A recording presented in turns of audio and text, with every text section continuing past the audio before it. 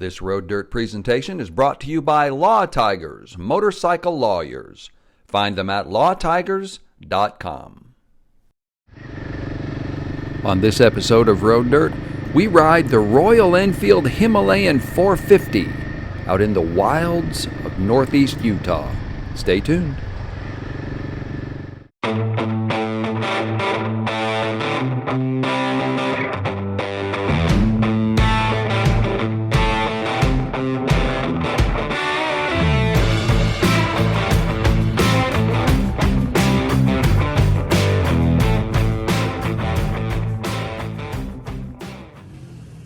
Hey, this is Rob with Road Dirt, and we are outside Heber City, Utah for the 2024 Royal Enfield Himalayan 450 launch.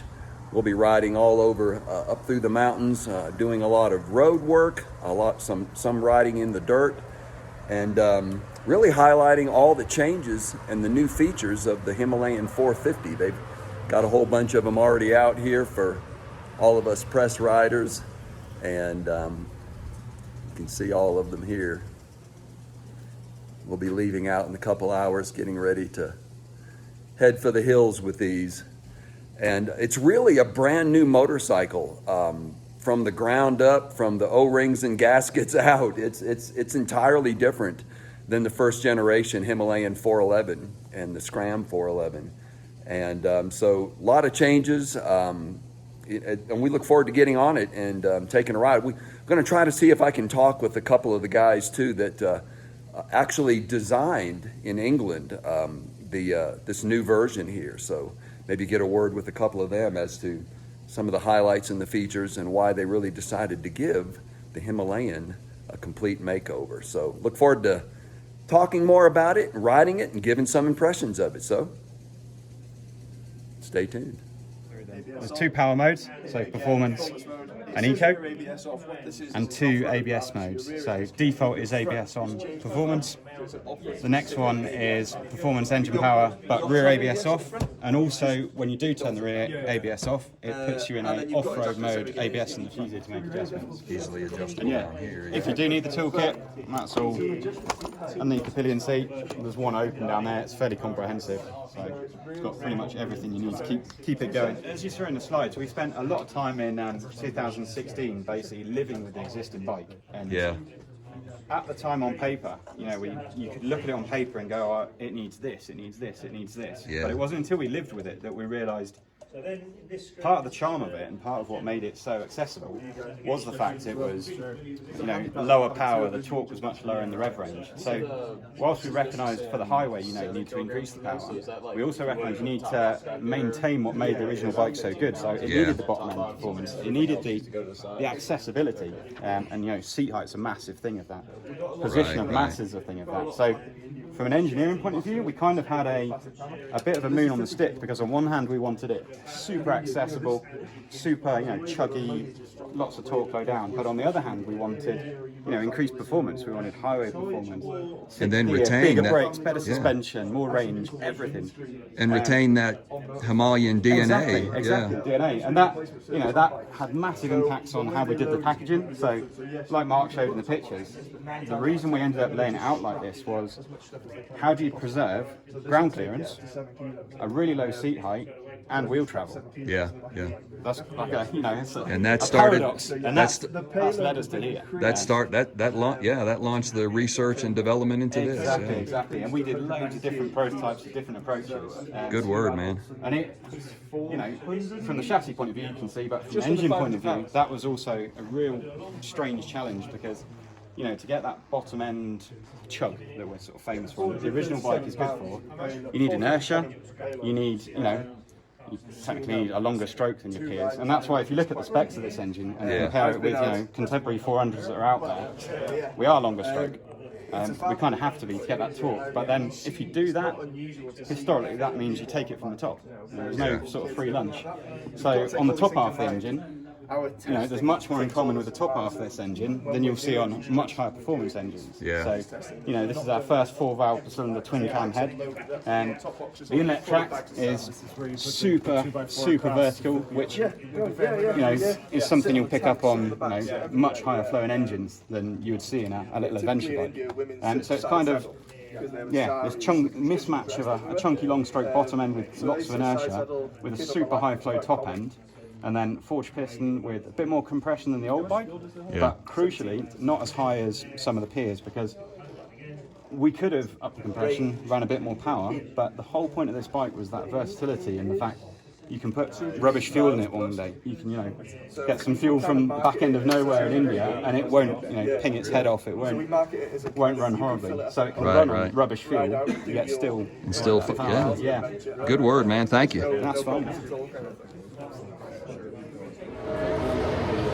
All right, so we're gearing up, grabbing the bikes, and getting ready to roll out. So, going to be a beautiful day up here. Looking forward to getting on the road and getting a little off-road as well.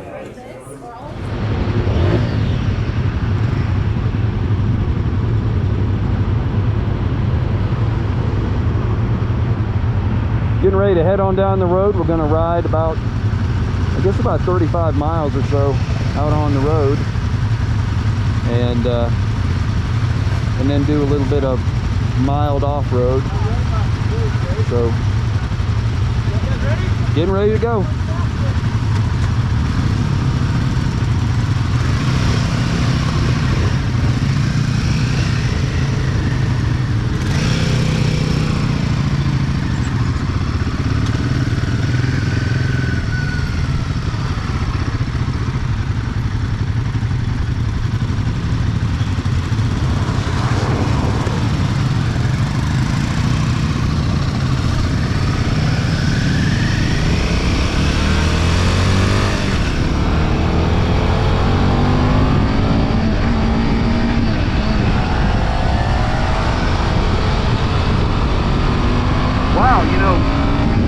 Acceleration in each gear.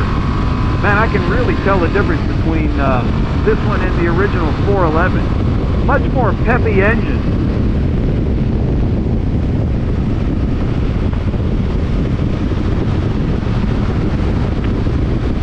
I didn't think to ask at the press briefing, but I just found out it's got a 6th gear.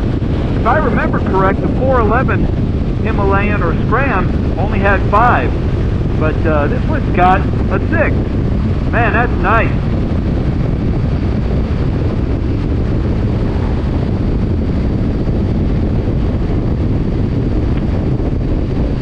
Here we are running 80, 85 miles an hour or more, and man, this little engine's just eating it up. Just eating the miles. Heavy engine.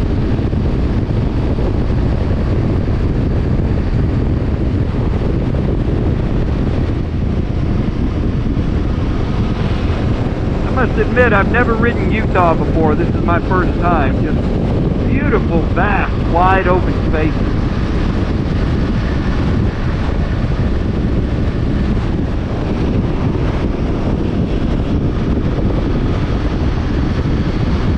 Entering the canyon lands. Well, I tell you, out on the road, this bike is virtually vibration-free at speed. Really smooth.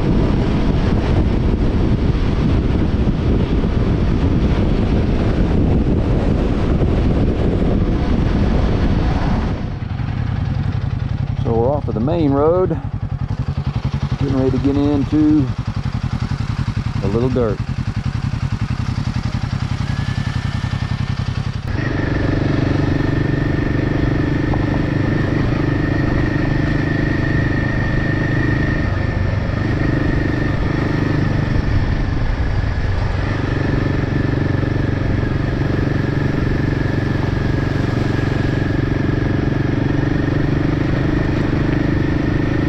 Riding down in the canyon now, along this muddy river, getting my dirt legs back for the ride ahead. I'm getting comfortable on it.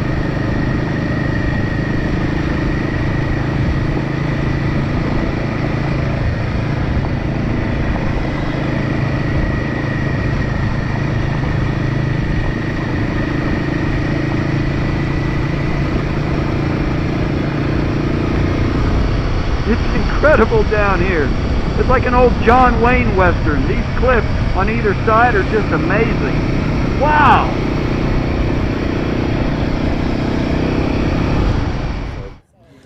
So this is Connor, and with Royal Enfield, and you've had the privilege, obviously, of working on and developing not only this generation, but the first generation as well. What do you really feel to be, when you get one of these out in the dirt, what do you really feel to be some of the bigger differences that you first noticed when you started riding these over the first generation 411? What I really like about this bike specifically that we've released with the 450 motor, obviously, it pulls torque at 3,000 RPM. So you can really stay in the gear that you want to. You're not having to shift up and down and find the power range. It really, you can pull any RPM you want, and it has a lot of torque all the way down to 3,000 RPM. Also, the suspension that we've designed here is night and day better. Yeah. I love our old bikes. I think that we've done a great job with that first generation Himalayan, but the Showa upside down fork on the back and then Showa suspension in the rear has really made this bike comfortable and wants to go off-road for long distances without any rattling or vibration. It's just a really nice bike. It's real solid, yeah. I'm feeling the difference just because we've ridden the original one and the Scram, and now this one. It's like, wow, it really is an entirely different motorcycle. It is. So, It's night and day different, and the price point is very similar, which is great. Yeah, that's incredible. The fact that we're able to bring this into market at $57.99 is an incredible deal. Yes, it is. Yep. Thank you.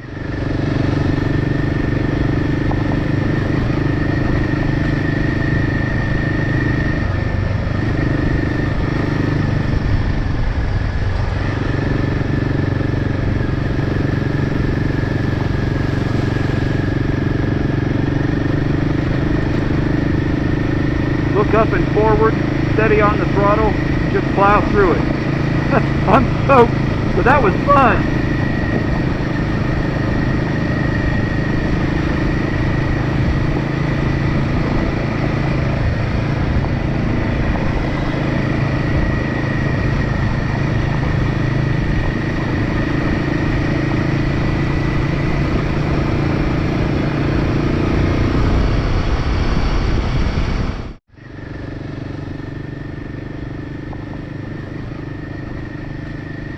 Out of the canyon and up on the ridge line, it's just beautiful up here.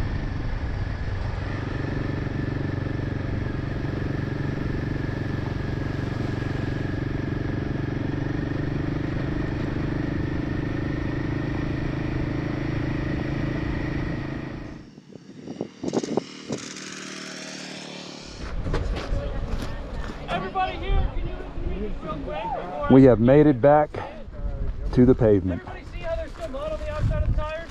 Gotcha. That is the edge of your grip. Be extremely cautious until that goes away. Yeah, it'll be a little slippery for a while. Back where I'm more comfortable on the road. Then just diving through these long, wide sweepers, this real grippy pavement, this little bike just eats it up.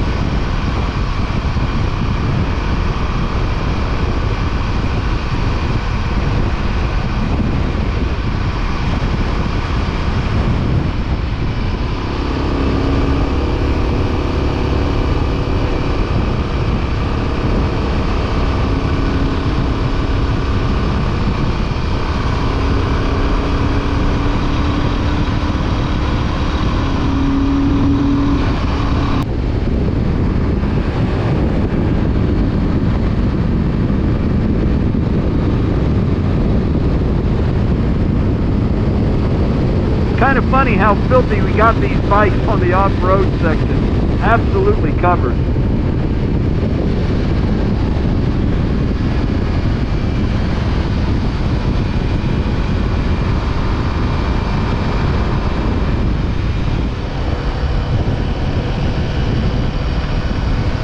With hardly any trees around, the lakes that we passed just look like glass. They just otherworldly up here.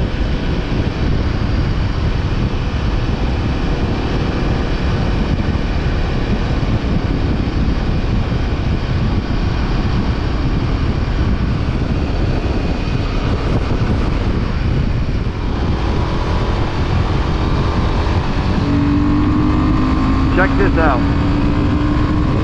Passing, no problem. Woo!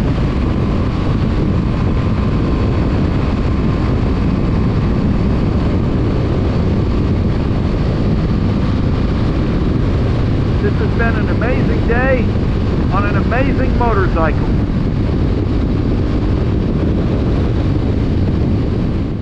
So we are back from a day of riding the Himalayan 450, all kinds of great roads, and then we did a lot of off-road. And the off-road, first half of it, man, I was doing great. Second half of it got real technical, and it was a lot of wet up there because there had been some rain, so man, it just turned the roads into like a slick mud. And a lot of people dropped over, slipped out, fell over. I did twice, dropped the bike a couple of times, bent a foot shifter, so they had to swap me out, put me on this one right here. But and then we got back and we finished on just this amazing stretch of just these wide sweepers, you know, for miles and miles as we're coming back, just thrashing this bike. This 450 can take a thrashing, not only in the dirt, but man, it's got chops on the road too. It will flat, you know, dive into corners and accelerate out. This bike just really redefines and shifts the paradigm in the adventure bike category. I mean, this thing will do everything. The best part of the day for me was when we got back on the road. Of course, I'm mainly a road rider. And then we just started diving through sweepers all the way back through the valleys and up and through the hills. And man, rolling this thing up into 6th gear, running 85, almost 90 miles an hour. How in the world they extract more power out of the 450 than they did the 411. The 411 made, I think, about 22 horsepower. This one makes about 40. A water-cooled engine, 4 valves per cylinder, makes a difference. And gearing and tuning. This thing, it's an entirely different motorcycle from the ground up. You can look it up. They've got them in dealerships now, and they're on the website at royalenfield.com. You can check them out there. And I hope you'll check us out as well. We're on Facebook, Twitter. Well, it used to be called Twitter. It's X now. And Instagram. And Instagram's Threads, Road Dirt TV. And then we've got a write-up about it on our main media site, roaddirt.tv. You can find that there with a lot of photos and everything. And like and subscribe. We hope you'll, ring that bell. Hope you'll tune in and stay tuned for more Road Dirt videos here on the channel. Until next time, this is Rob with Road Dirt. Ride life.